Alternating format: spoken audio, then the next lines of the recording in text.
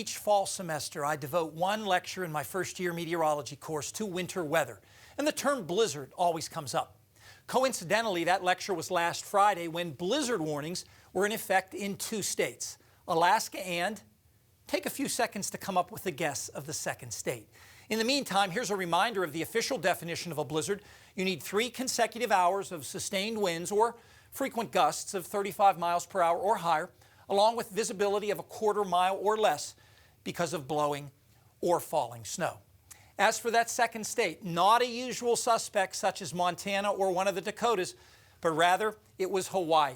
Here's the National Weather Service advisory map from last Friday. You can see those 2 dollops of orange on the Big Island.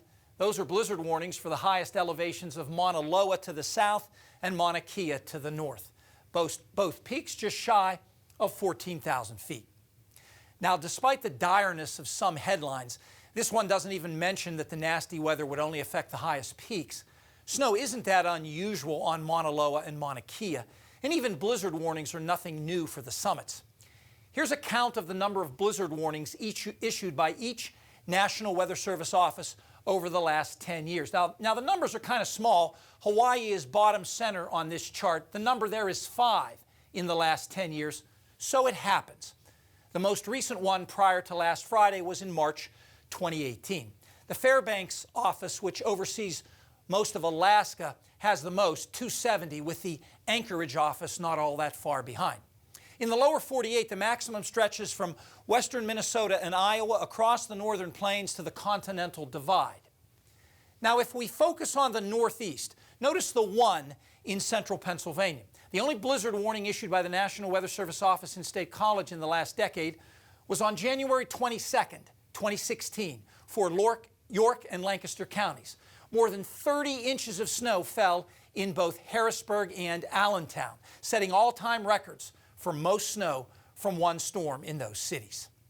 Now let's finish by heading back to that high-altitude Hawaiian blizzard. It was instigated by a strong cold front sweeping southeastward through the islands. Here's video from the Canada-France-Hawaii Observatory atop Mauna Kea. This is a time lapse 2 days before the storm arrived, just to get a sense of the view. Now, here's during the blizzard. Pretty much what you expect, a whiteout. It's interesting to track the freezing level during the storm.